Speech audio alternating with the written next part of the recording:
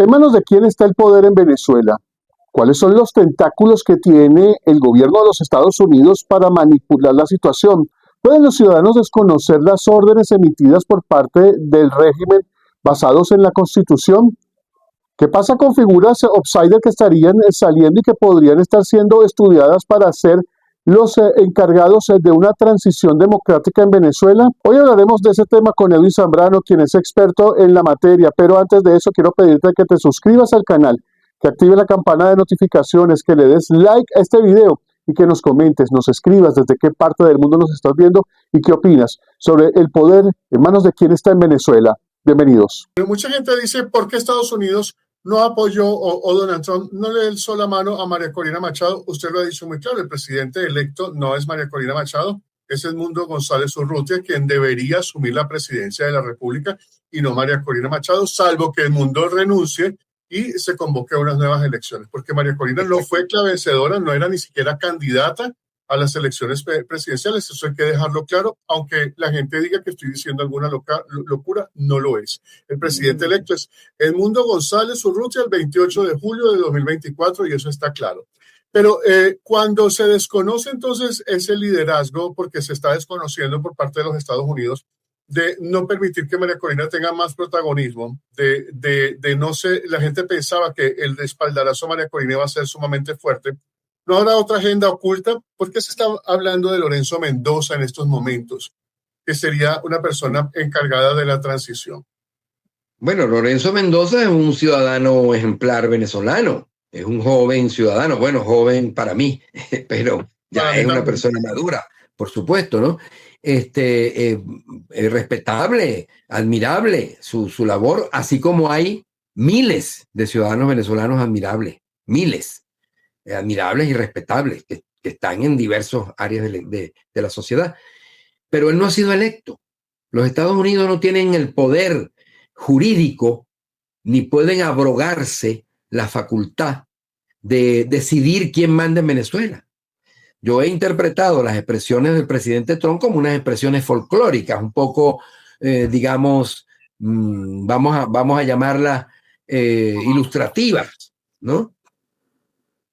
Como es normal en algunos políticos. Bueno, yo soy el que gobierna ahora, yo soy el presidente de Venezuela. Ese tipo de expresiones, bueno, son expresiones, yo pudiera decir que sarcásticas o de alguna manera jocosas, ¿no? Pero no es así. La comunidad internacional no va a permitir, desde el punto de vista de quedarse callada, por supuesto, no van a invadir a los Estados Unidos, ni van a tumbar a Trump, pero sí van a cuestionar severamente que entonces aquí se saque a alguien, un personaje, así sea muy valioso, como el caso de este compañero Lorenzo Mendoza, este compatriota Lorenzo Mendoza, y entonces montarlo como presidente. Eso es un atentado y una ofensa a la democracia. Pero podría estarse pensando en eso por parte del gobierno de los Estados Unidos, y esto podría calar en la población, o definitivamente no tiene ningún asidero. Bueno, la población es amplia. Tiene gente de diversos tipos de pensamiento, con diversas, digamos, valores, etcétera. Es probable que tenga algún tipo de respaldo, no lo sé en este momento. Alguien puede decir, bueno, nos parece bien, bueno, para que siga de él, sí es preferible que sea Lorenzo Mendoza, por ejemplo. Esas cosas pueden ocurrir. Incluso el planteamiento que estamos haciendo, que yo estoy haciendo, es que es necesario restituir el orden constitucional, y para eso es necesario, porque es una especie de darle continuidad al proceso político venezolano. Si a ti te quitan una casa, si a ti te invaden una empresa y te la expropian, y no cumplen con los elementos legales, esa empresa sigue siendo tuya jurídicamente. Claro. Y cuando se restituya la legalidad, entonces tú puedes reivindicar la propiedad de esa empresa. No es que entonces se quedó eliminada. Si a ti te roba alguien en la calle y consiguen la billetera, el reloj, las prendas X que te robaron y las consiguen, bueno, tú no las perdiste. Esas son tuyas, siguen siendo tuyas. O sea, la legitimidad se restituye con el nombramiento de Edmundo González Urrutia. Número uno. Número dos, ese gobierno, con María Corina a la cabeza, junto con Edmundo González, un gobierno de amplitud, realiza un conjunto de medidas de emergencia que son urgentes. Hay que liberar más de 500 presos políticos que siguen estando presos. Hay que liberar al país de la estructura de represión, etcétera. Y hay que atender las emergencias producidas por los sismos. Perfecto. Y en tercer lugar, es indispensable un proceso de relegitimación del país, que incluso yo estoy de acuerdo en que el propio Edmundo González Urrutia encabece junto con María Corina Machado un gobierno para la transición democrática y que convoque a unas nuevas elecciones para saldar de una vez por todas cualquier tipo de duda y cualquier tipo de pretensión de injerencia de parte de potencias extranjeras en relación con nuestro país. O sea, aquí tenemos un gobierno legítimo porque ¿qué ha dicho Marco Rubio? ¿Qué ha dicho Trump? Han dicho, bueno, en Venezuela no ha habido elecciones legítimas, cosa que es absurda. No hubo elección legítima en el año 18, pero en el año 24, que se permite la participación de una persona distinta al régimen y que ganamos la elección, entonces se aplica la ley de la ventaja, que es que en contra mía se ocurrieron actos ilegales, pero yo los superé en la práctica y obtuve un resultado positivo. De manera que yo no puedo renunciar. Edmundo fue reconocido en su momento por el gobierno de los Estados Unidos como presidente. Exactamente, fue reconocido. Y ese es un gobierno legítimo que reconoció, o sea, un gobierno legítimo de los Estados Unidos reconoció a Edmundo González. Tuvieron un mes sin reconocerlo, pero luego de evaluar, etcétera, lo reconocieron. Trump no tiene la facultad para desconocer eso que ya reconoció el gobierno anterior.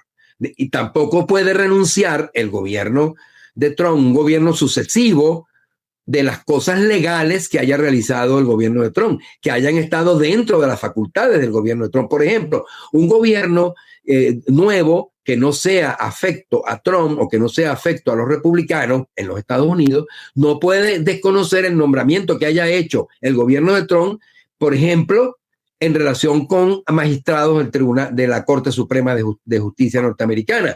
Puede sacar o puede remover aquellos funcionarios que es facultad del presidente de la República removerlo, pero no puede remover, por ejemplo, a un magistrado de la Corte Suprema de Justicia. Ahora, Edwin, hablando de este tema del poder, ¿en manos de quién está Venezuela? ¿En poder de quién? Quiere decir, mucha gente piensa, cuando llegue María Corina Machado, ella va a tomar el control, tampoco es el escenario ideal para que llegue María Corina Machado y sea puesta como la presidenta de la República, porque ella tampoco ganó las elecciones. Correcto. Ella individualmente, personalmente, su persona no es la titular, es Edmundo González Urrutia. Si el no pueblo de Venezuela... La gente, esto tiene que quedar claro. A pesar de que María Corina sea la líder y todo el mundo sabe que Edmundo gana por María Corina Machado, esto no es un secreto, pero es una dupla donde él era el candidato presidencial y ella no era la candidata presidencial. Llegar en estos momentos María Corina y ser embestida como la presidenta de la República sería lo mismo que decir vamos a poner a Lorenzo Mendoza como presidente de la República. No sé si la comparación es similar. Exactamente, similar, así es, aunque ella es la líder y Lorenzo Mendoza no es el líder. Ella fue electa en unas elecciones primarias y además ratificó su condición de liderazgo en toda la campaña electoral hasta el 28 de julio y posteriormente también lo ha venido ratificando. Es una líder que ha asumido sus responsabilidades con absoluta fidelidad y en favor y en beneficio del pueblo venezolano. Entonces, lo que conviene, lo que sale, lo que procede, vamos a decirlo así de manera formal, lo que procede es el aceptar la condición de presidente de la República de Edmundo González Urrutia y desarrollar un gobierno de transición con acuerdos. Allí puede haber acuerdos de parte de amigos internacionales, de parte de distintas fuerzas plurales de la República acerca del proceso, de hacer un proceso normal, electoral, que conduzca a la legitimación y relegitimación de todos los poderes públicos. Son 5 poderes públicos. Cuénteme una cosa. Llega a pasar esto que usted está diciendo que sería lo ideal para restablecer un poco el orden constitucional y democrático en Venezuela, que llegue Edmundo González Urrutia, se posesione como presidente de la República, se haga un gobierno interino, un gobierno de transición, se convoque a unas elecciones. Le pregunto, la pregunta de los $1,000. ¿Delcy Rodríguez puede ser candidata presidencial en esa nueva convocatoria de elecciones? En principio sí. En principio, si cumple con los requisitos establecidos en la Constitución y con los requisitos establecidos en la ley electoral, sí puede ser candidata. Es decir, no hay una inhabilitación moral de las personas. Ahora, si ella está sometida a un juicio y es declarada culpable, no puede, sus derechos políticos se suspenden, ¿verdad? En segundo lugar, si sobre ella pesa un rechazo total del pueblo venezolano, pues lo manifestará en las urnas. Es decir, si hay algún otro impedimento que ella tenga porque es extranjera, X, bueno, también se elevará al órgano correspondiente, que en este caso es el Consejo Nacional Electoral, en su oportunidad. Hay un lapso para hacer objeciones a las postulaciones. Si se postula una persona que no reúne las condiciones, hay un lapso para que los ciudadanos hagan el señalamiento pues correspondiente, ¿no? La objeción.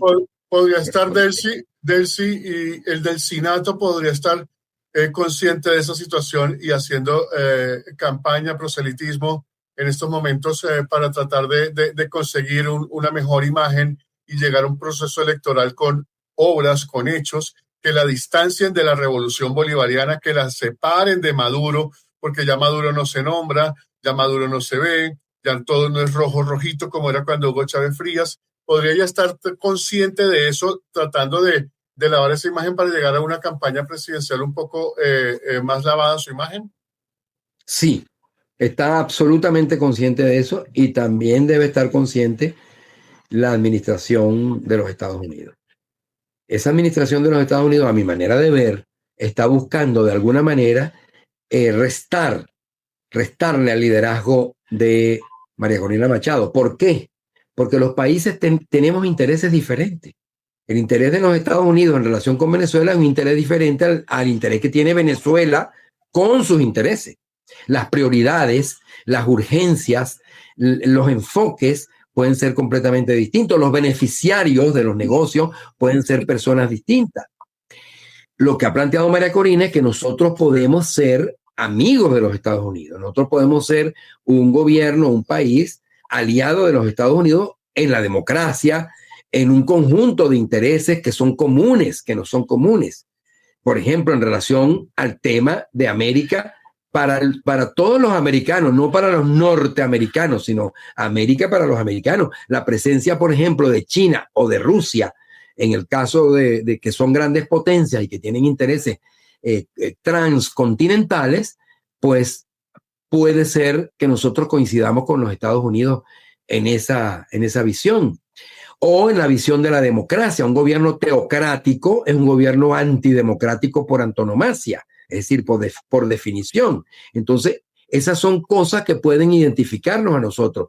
Cómo explotar el petróleo, cómo sacar mejor provecho de nuestra riqueza, también puede ser de un interés común en relación con los Estados Unidos. Pero eso implica mutuos beneficios de acuerdo con un proceso histórico que nos ha llevado a nosotros desde el año 1975 a ser dueños de nuestro petróleo, no solamente del petróleo del subsuelo, sino también dueños de la producción y la comercialización del petróleo. Entonces, esos son temas que eventualmente algunas élites económicas norteamericanas, élites económicas, políticas, militares, pueden estar interesados en obtener mayor beneficio de nosotros en relación con el petróleo. Pero eso lo tiene que discutir un gobierno legítimo, respaldado por el pueblo venezolano. Ese es el temor que pueden tener esas élites codiciosas norteamericanas que pueden estar en función de tener un gobierno ilegítimo porque es débil,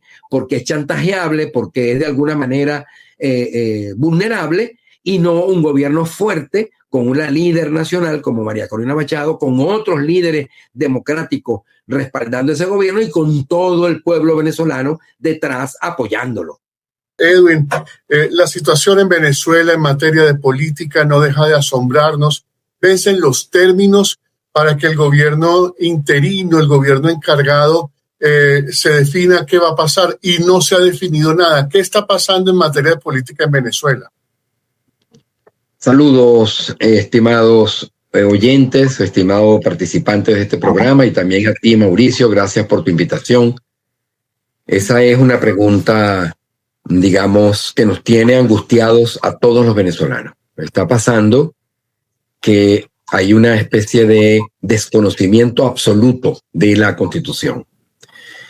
Por cierto, este proceso de desconocimiento ha tenido, digamos, ha escalado, ha venido siendo un proceso paulatino, especialmente desde el año 2012-2013.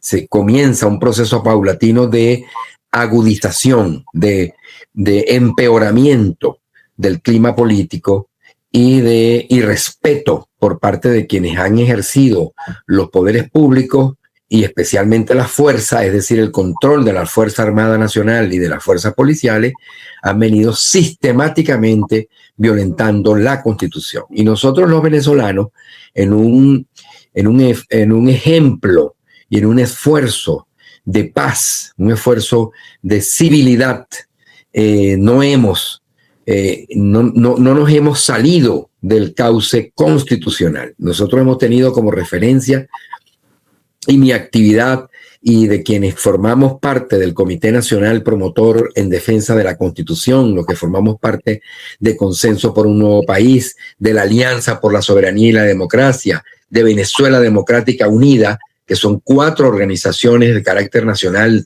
y de corte plural que organizan a diversas tendencias del pensamiento político, hemos venido insistiendo en el marco constitucional.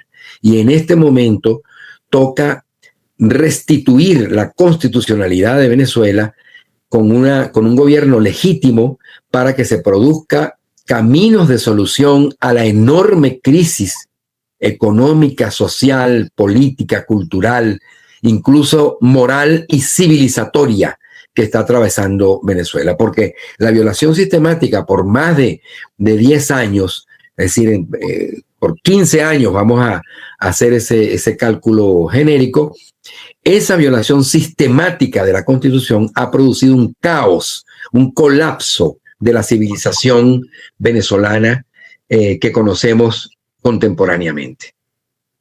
Edwin, ahí está el título. ¿Venezuela en poder de quién? ¿Quién está mandando en Venezuela? ¿Y por qué ese poder se quiere perpetuar o se está perpetuando definitivamente al no respetar la Constitución de la República? En Venezuela no manda el pueblo. El artículo 5 establece que la soberanía reside en el pueblo, intransferiblemente, además, y que los órganos del poder público emanan del pueblo y están sometidos al pueblo. Es decir, ahí hay una definición avanzada de la democracia venezolana, artículo 5 de la Constitución de 1999. El pueblo no es quien gobierna, porque además del proceso electoral, el pueblo tiene un conjunto de mecanismos a través de los cuales ejerce su soberanía. Tanto el derecho electoral del pueblo de elegir a su gobernante, de decidir quién gobierna al país, como los otros mecanismos directos de ejercicio de la soberanía que están establecidos en la Constitución, artículo 62, artículo 70, 333, 350, 138, 132, 134, es decir, un conjunto de artículos que establecen la participación popular en el ejercicio del gobierno y en la definición del gobierno. tampoco se cumplen, se impide la participación del pueblo. Incluso los derechos elementales como las libertades públicas, que son característica esencial de cualquier democracia, incluso de democracias formales o de democracias puramente representativas o puramente electorales. Esos derechos, la libertad de expresión, la libertad de tránsito, la libertad de las comunicaciones privadas, la libertad de asociación, etcétera, todas esas libertades están cercenadas en la Venezuela de hoy. De modo que el gobierno no lo está ejerciendo el pueblo. Allá hay una definición, digamos, ontológica de lo que está ocurriendo en nuestro país. En segundo lugar, ¿quién hace entonces ese gobierno en sustitución del pueblo? Pues lo está haciendo un grupo que tiene el control de la Fuerza Armada, que tiene el control de la policía, al menos el control para la represión interna, que ha desarrollado años, lustros de una represión sistemática. Nosotros tuvimos, después de la elección del 28 de julio del año 2024, tuvimos más de 2.500 presos políticos que fueron apresados entre el mes de agosto y el mes de septiembre. Ya teníamos cerca de 500 o 600 presos políticos en ese momento, de modo que toda esa represión contra las libertades públicas ha producido, por supuesto, un temor que está introyectado en la conducta del ciudadano, ha producido la huida o el exilio de millones de venezolanos y ha producido una destrucción de todo el aparato de protección de derechos humanos existente en la Constitución y en las instituciones. O sea que hay un mandato que yo lo he definido desde hace unos 8 años aproximadamente, del año 18, lo he definido como un régimen de facto. A partir de enero, del 10 de enero, es un régimen de facto. Sí, precisamente le iba a comentar algo porque la gente no lo está entendiendo lo que está pasando y mucha gente en el exterior no puede entender lo que está pasando, pero usted sí nos puede explicar. ¿Qué pasa después de que sale Maduro, por las circunstancias que sean, es extraído de Venezuela y llevado a una prisión en Estados Unidos? Y Delcy Rodríguez, que es la vicepresidenta, queda como presidenta encargada. Hasta allí uno dice, todo está bien. Pero ¿qué ha pasado durante todo este tiempo? ¿Cuándo había que renovarle esa licencia a ella? ¿Se hizo? ¿No se hizo? ¿Y por qué ahora es legal o es ilegal que ella permanezca en esa figura de presidente encargada y que el Congreso o la Asamblea Nacional no haya hecho absolutamente nada? ¿Qué está pasando? Cuénteme usted. Bueno, esa es una demostración de la irregularidad absoluta que existe en el funcionamiento político venezolano. Ya Nicolás Maduro era un presidente ilegítimo porque arrebataron la elección del 28 de julio del 2024. De modo que cuando se extrae a Maduro, los Estados Unidos debían haber reconocido a Edmundo González Urrutia, no a Delcy Rodríguez. Pues Delcy Rodríguez es el producto, es una vicepresidencia producto de una presidencia ilegítima. Y de acuerdo con el artículo 138, toda autoridad usurpada es ineficaz y sus decisiones son nulas. De modo que la vicepresidencia de Delcy Rodríguez, desde el punto de vista constitucional, desde el punto de vista jurídico, es inexistente. No tiene fundamento jurídico ni constitucional. Ya comete el gobierno de los Estados Unidos un grave error al instalarla o apoyar a ese interinato. En segundo lugar, si ellos aplican la Constitución, dicen ellos, y el vicepresidente se encarga el vicepresidente en funciones se encarga de la presidencia en virtud de la falta temporal, que así fue calificada por el Tribunal Supremo, un Tribunal Supremo también ilegítimo, fue calificada como falta temporal, pues la Asamblea era quien tenía que calificar la falta, no es el Tribunal Supremo de Justicia. La Asamblea Nacional no hizo ningún acto, que también fue escogida en unas elecciones cuestionadas, no hizo ningún acto de conformidad con el artículo 233 y 34, que ellos tienen que decidir si esa ausencia es temporal o no, que por cierto es un caso que no está previsto dentro de las ausencias absolutas que están establecidas en la Constitución, pero que puede constituir una ausencia absoluta. y en consecuencia hay situaciones que no están previstas exactamente, taxativamente en la ley, sino que se forman en función de la realidad. Esa situación tenía que calificar a la Asamblea Nacional. Ahí hay un primer indicio gravísimo de que no hay un funcionamiento, ni siquiera la ficción institucional que ellos han generado, ni siquiera esa ficción la ponen a funcionar. Entonces, allí tenía que ser la Asamblea Nacional que decía, bueno, no sabemos si lo sueltan, si no lo sueltan, y en consecuencia consideramos la ausencia como temporal. Se inviste a la ciudadana fulana de tal como presidente temporal por 3 meses, por 90 días. Y a los 90 días tenían que volver a reunirse y decidir si daban o no una prórroga. Tampoco se reunieron. Es más, la Asamblea Nacional en este momento está totalmente desaparecida. El ciudadano Jorge Rodríguez está haciendo las veces de vicepresidente ejecutivo, cuando no puede reunir ambos cargos, presidente de la Asamblea Nacional y presidente y vicepresidente ejecutivo. ¿Qué pasa cuando la Asamblea Nacional no toma decisión de prorrogar o no el mandato de Delcy Rodríguez cuando ya pasó el tiempo, ya se cumplió? Ahora, ¿qué pasa? ¿En qué terreno estamos? Porque esa es la realidad de lo que está pasando en este instante. Hay un limbo ahí, pero ¿qué pasa? Ya la Asamblea puede decir mañana vamos a dar la prórroga, o ya no tiene oportunidad de dar otra prórroga porque se vencieron los términos. No, están vencidos los términos porque es una prórroga de 90 días. Es decir, es un lapso de 90 días y una prórroga de 90. O sea, en total son 180 días, que es equivalente a 6 meses. Ya transcurrieron los 6 meses. Y ya lo que procede, desde el punto de vista de su lógica constitucional, repito, de la lógica del régimen de facto y de su tutor, el gobierno de los Estados Unidos. Porque esa es la lógica que ellos han venido aplicando. De acuerdo con esa lógica, procede ahora, es una elección presidencial, porque hay una falta absoluta, y en los casos de falta absoluta, se procede a una elección presidencial en el término de 1 mes. O sea que debería convocarse una elección presidencial en su lógica, repito, en la lógica de ellos, debería convocarse una elección presidencial en el término de 1 mes. Si no se convoca esa elección presidencial, ¿qué pasa si no se convoca? Estamos en presencia de una grosera violación del sistema democrático venezolano, del sistema político democrático venezolano, sin excusa siquiera, porque hasta ahora ellos han utilizado esa excusa, la figura de un presidente ilegítimo que designa a una vicepresidente. Ese presidente ilegítimo es extraído del país o capturado, como se le quiera decir.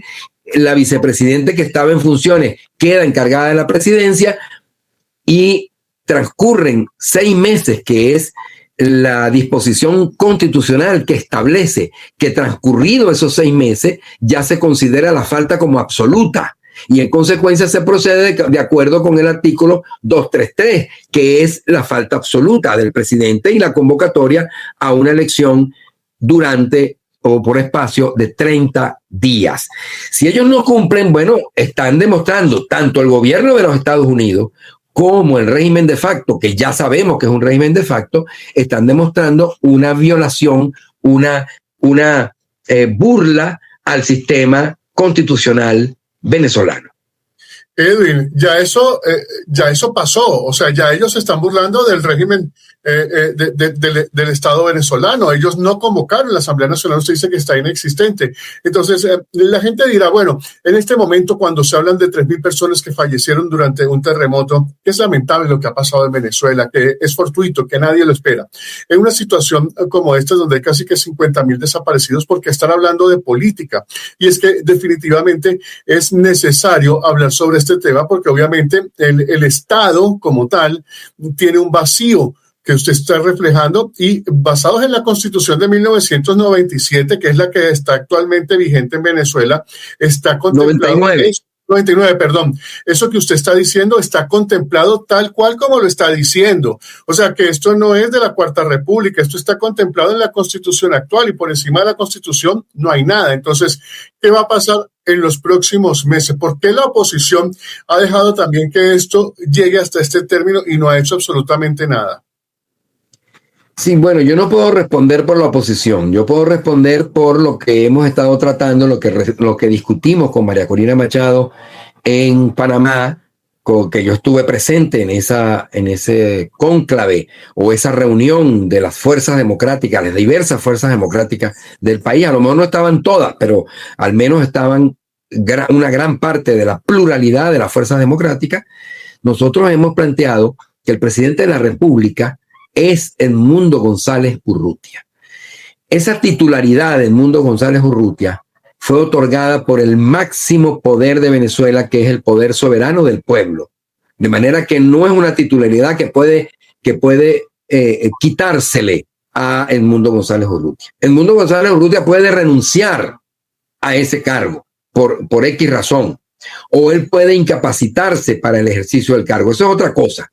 Pero no puede ningún tribunal ni ninguna fuerza válidamente quitarle ese título. Así que para la recomposición de la institucionalidad y el restablecimiento del orden democrático en Venezuela es necesario que Edmundo González Urrutia asuma la presidencia de la República y establezca un gobierno, por supuesto, con María Corina Machado, que es la líder de las fuerzas democráticas en el país y que fue impedida de participar en el proceso electoral del año 2024, y que conformen un gobierno, a mi juicio, de amplitud nacional y social, con la finalidad de atender la emergencia tan grave, profundizada por los terremotos del 24 de junio.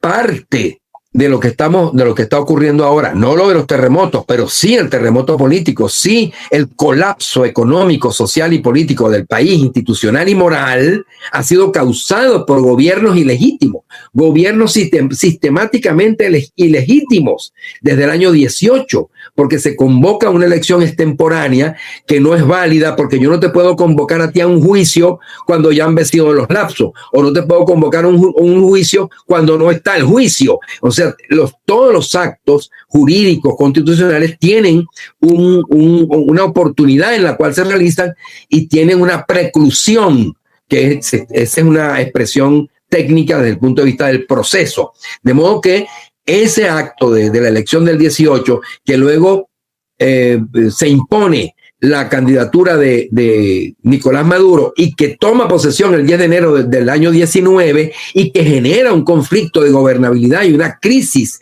de legitimidad, desde allí tenemos una situación, estoy hablando del año 18 y 19, o sea, han pasado 8 años de eso. Esa situación es lo que ha traído lo que tenemos ahora. Entonces, en los terremotos, que como bien dices tú, es algo que no es predecible de manera exacta, aunque sí de manera probable o posible, dependiendo de los análisis y las tecnologías que puedan utilizarse. Eso es una cosa nueva, pero lo que no es nuevo es la ineficiencia, la ineptitud y la falta de disposición del gobierno ilegítimo de atender los problemas de la población.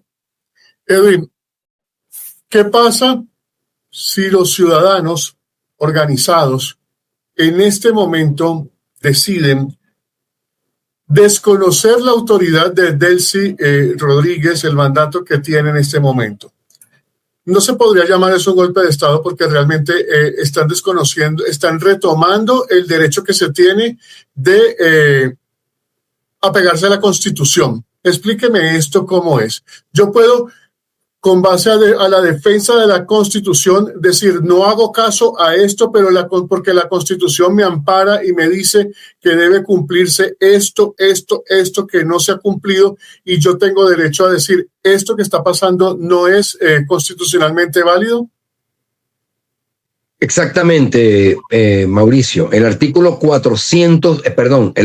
350 de la Constitución autoriza al pueblo venezolano. ¿Quién es el pueblo venezolano? Todos los ciudadanos. Todos. 1, 2, 3, 50, 10,000, 10 millones. Eso es el pueblo venezolano. Nos autoriza a desconocer regímenes, legislación o autoridades que violenten las garantías, valores y principios y los derechos humanos establecidos en la Constitución. Y esto está basado en toda la tradición de lucha democrática republicana del pueblo venezolano. Es decir, este es un derecho que el pueblo venezolano se ha ganado en sus luchas de 2 siglos por la independencia, por la democracia y por la vida republicana. Y cuando existen autoridades, una legislación, un régimen o una autoridad que violenta o menoscaba los derechos humanos y que violenta esos principios, valores y garantías, entonces el ciudadano puede asumir la desobediencia, es decir, puede no obedecerlos, desconocerlos, y esa conducta es legítima constitucionalmente. Además que y de está, acuerdo, además que está en esa misma Constitución, en el 333, que dice que la Constitución no pierde su vigencia porque dejará de observarse por acto de fuerza, y en ese caso todo ciudadano tiene el deber de colaborar en el restablecimiento de su efectiva vigencia. Es más o menos parafraseando el artículo que te permite activar ese mecanismo, ¿no? El de desobediencia, ¿no? no, el de desobediencia es el 350, 350. Y el 333 es un mecanismo de acción. Se faculta al pueblo venezolano, a los ciudadanos, a todos, investidos de autoridad, ¿no?, para realizar actividades en restitución de la Constitución, en el restablecimiento. Están ligados, pero son 2 aspectos diferentes. En un caso, se desconoce la autoridad. Yo no cumplo esa orden. Ese es en un caso. En el otro caso es activo, no es omisivo, sino activo. Es decir, yo voy a hacer tal cosa para restituir. Por ejemplo, si el gobierno de facto no actúa en relación con el desastre natural originado por los 2 sismos en la zona, en cualquier zona que haya habido, el pueblo se organiza y realiza las actividades.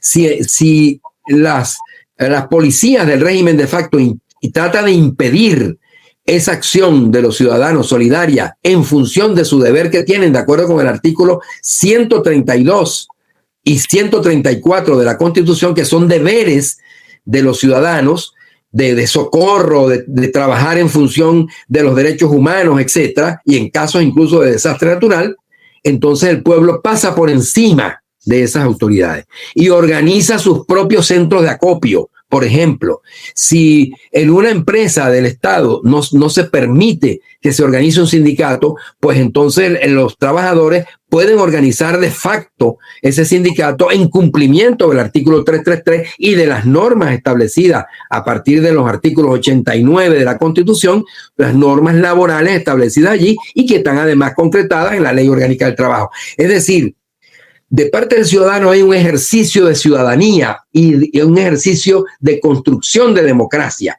Y eso es lo que está haciendo el pueblo venezolano en este momento, que hay una crisis de gobernabilidad y una crisis de ilegitimidad. En manos de los venezolanos está el futuro del país. En la activación del artículo 333 y 350 son alternativas contempladas dentro de la propia Constitución, que hablan de desobediencia civil y también restablecer la Constitución, que estaría por encima de todo. Escríbenos tu comentario sobre este tema. ¿Qué opinas? También déjanos saber desde qué parte del mundo nos estás viendo. Yo soy Mauricio. Esto es ACC News. Hasta una próxima oportunidad.